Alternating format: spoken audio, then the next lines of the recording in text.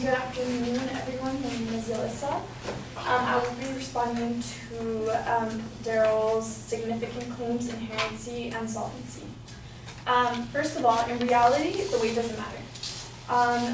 People who are in need, the people who are in most need get priority. If not urgent, someone can wait years until getting an organ. So I did some research on penmedicine.org, an interview with the doctor. He said people widely underestimate just how big the shortage is because they look at the waitlist numbers without accounting for the fact that most rationing occurs in choosing who even gets on the waitlist to begin with. The shortage is much larger than most people think, and the opt-in versus opt-out choice won't impact the true shortage one bit. As well as he goes on to say that, that said, there's also an elephant in the room, which is whether everyone who could potentially benefit from a transplant ought to get one. For most, all those patients, the procedure would not meet conventional criteria for cost effectiveness. But for one reason or another, we are not currently at a place as a society where anyone is eager to say that more transplantation is a bad thing. Which leads me to my second point, responding to his inherency. I say rather than forcing people to give up their organs, we should make it easier to opt in and increase awareness instead. Making it more available to register online or in different places like for example, the U.S. Postal Service or at a hospital. As well as increasing awareness by using other mediums such as social media, in which plays a huge part in our lives today. We can use this platform to promote awareness. For example,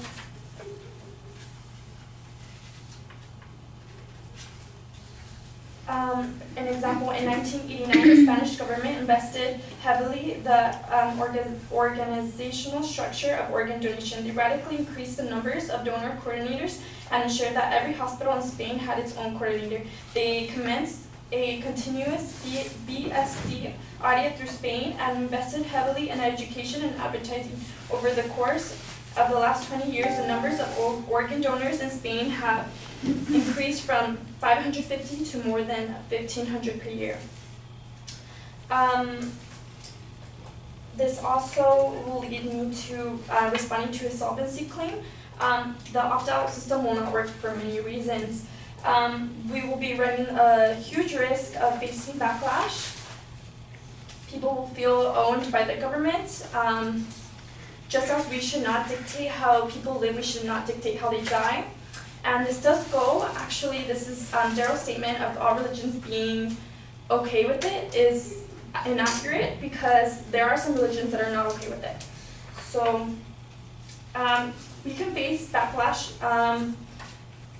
As statenews.com says, although it is well intended, we think it could backfire. People might be put off and would opt out, not because they're against donation, because they are against government controlling their bodies. There's a potential for a large numbers of people to opt out. Brazil and Sweden are among countries that have faced backlash against opt-out organ donation policies.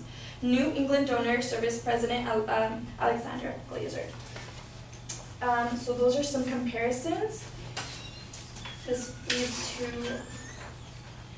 as well as people feeling owned by the government, and then not all going to the statement that Daryl said that of religions, that all religions are okay with it. This is actually not true. By Pulse.ng communities, Shintoism is one of the religions that, this is a Japanese religion that sees a dead body as a powerful thing. Thus, taking an organ from it is considered a serious crime, so any form of donation or transplantation is forbidden. As well as Jehovah's Witness, it is a common knowledge that this religion group does not believe in donating blood or accepting blood transfusion. For them, this is not a medical issue but a religious one. They believe that avoiding anything that involves blood is both an act of obedience and respect for God. So, that is all.